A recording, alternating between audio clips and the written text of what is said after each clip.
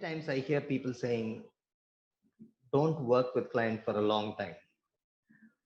We should have a brief therapy. It has to be tightly contracted for a few sessions. And I also have a struggle because sometimes clients need their pace and time to do change in their way. So when you said you work long time, and hearing the struggle in the professional field about how long, so I was willing to get an expansion from you on what is your perception about long term working with the client. Okay. So when I say long term, I really mean long term. I mean, I worked as long as 10 years with certain people, and indefinitely, really, because you see, it depends on the kind of patients that you see. You know, if you see someone who's just having a problem and wants to get back to work, you are dealing with a client that needs a solution, and you can do brief therapy with them. That is appropriate. But when you're dealing with people who have personality problems, where there are developmental problems, and you need people to be able to face life, you cannot, at least I don't believe that you can do brief therapy with them, because you have to be patient. You have to wait for the people to be ready to take certain developmental steps. And that becomes a very important element. So one has to have that kind of perspective. And it is true that I was trained. You know, I worked at the hospital. I did my internship at Tara Hospital in Johannesburg. And there were many really very disturbed patients there. And I started off working with extremely difficult people, people that were drug addicts, people that had very difficult histories, and certainly needed a lot of developmental work. So that's how my beginning, you know, that's how I got caught up in that. And so it meant that, you know, I would do that work and I would do what it took. But it doesn't mean that every patient one sees is going to need long-term therapy. And certainly in the world that we live today, that's almost an anomaly. You know, I think people would be hooting at you for thinking of even doing long-term therapy. But, you know, it was a different time.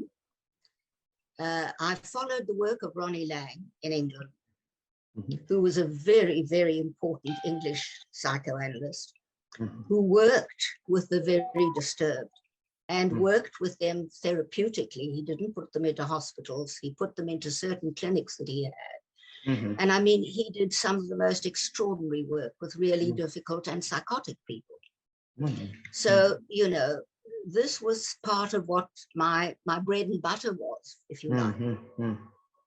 So I had that view of working in therapy.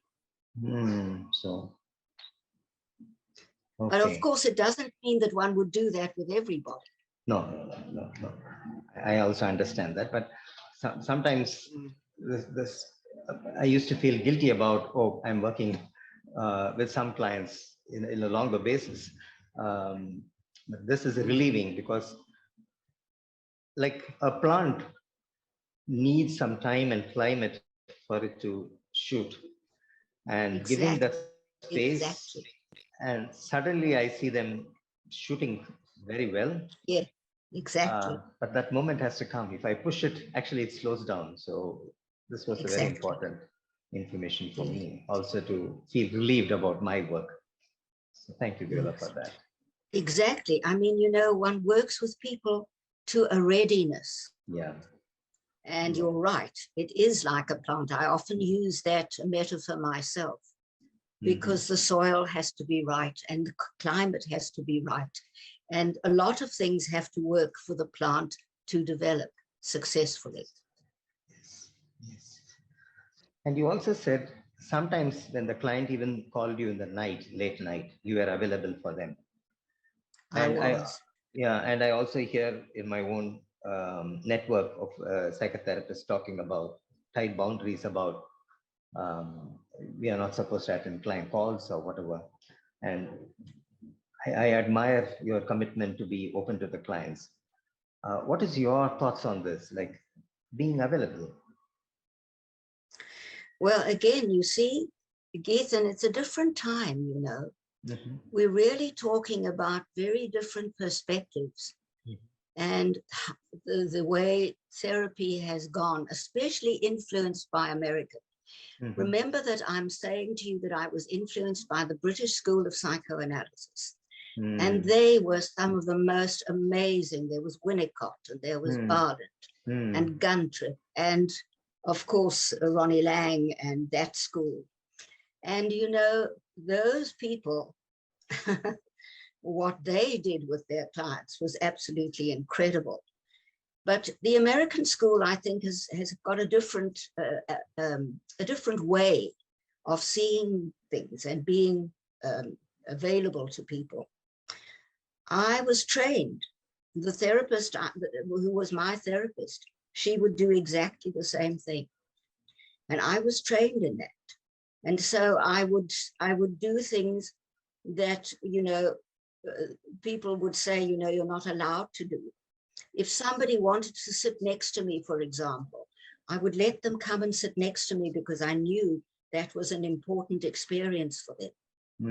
If somebody needed to see me at night, they would do that. I had a client with whom I worked for a good 10 years. I mean, I've got a book of her poetry and her writing. She was somebody who virtually needed to almost sit in my lap. She was really so disturbed. And we worked, and she would sit on the floor at my feet. And we would work and we would talk, and she would come every day. And even once I had to take her with me when I went on holiday because she couldn't cope with separation. So, you know, I worked as one would work with an infant, because this is what one is dealing with. One is dealing with someone who is emotionally that fragile. And I must say, I haven't talked about this for a very long time, but it really was so rewarding. You cannot imagine. I have goosebumps when you say such experience. You know, it's well, so precious. Yes, I mean, you know, and it taught one. It taught one to be patient, and it taught one to be kind, and it taught one to be present. Yeah, what I see is the essence of allowing the client to find a space in your presence. That's right. Yeah, it may be sitting next or far or sitting down, but the essence is yes, allowing the client to find that space in your presence. That's so beautiful. Well, that's what I always felt we were doing. And this is what Winnicott described as the therapist holding a safe space for the client. Yeah. I think he also mentioned about, I'm a wet clay in the client's hand, and they do the shape they want and find themselves. And I think that's a very powerful sentence of Winnicott, which I have read.